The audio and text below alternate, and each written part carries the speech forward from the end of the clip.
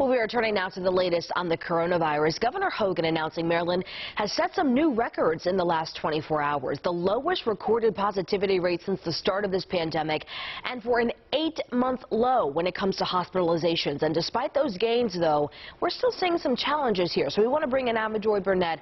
Avajoy, we understand some people still really hesitant to get a COVID vaccine. This is coming as the CDC is now looking into some rare cases of heart inflammation that's affecting younger adults who are vaccinated. Tell us about this.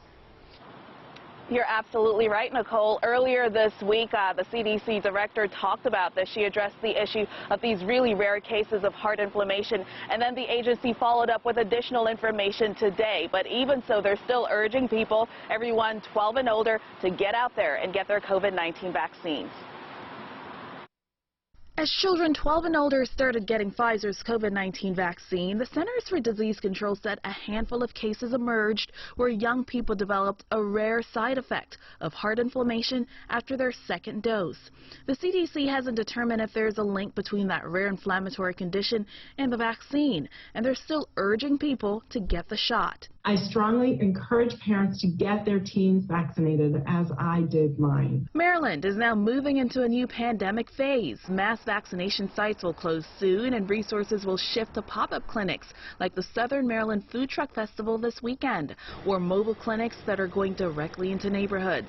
In Baltimore, where only 55% of the population is vaccinated, the mayor thinks this will work. Imagine if you lived in Curtis Bay, how hard it would be for you to get from Curtis Bay to anywhere in Baltimore to get a vaccine. This is why we're taking the vaccine to those communities, working with people so that we're eliminating every excuse. Take a look at this map. Maryland is one of a handful of states where 70% of adults are vaccinated. Politicians have now resorted to freebies like beer to convince people to get the shot.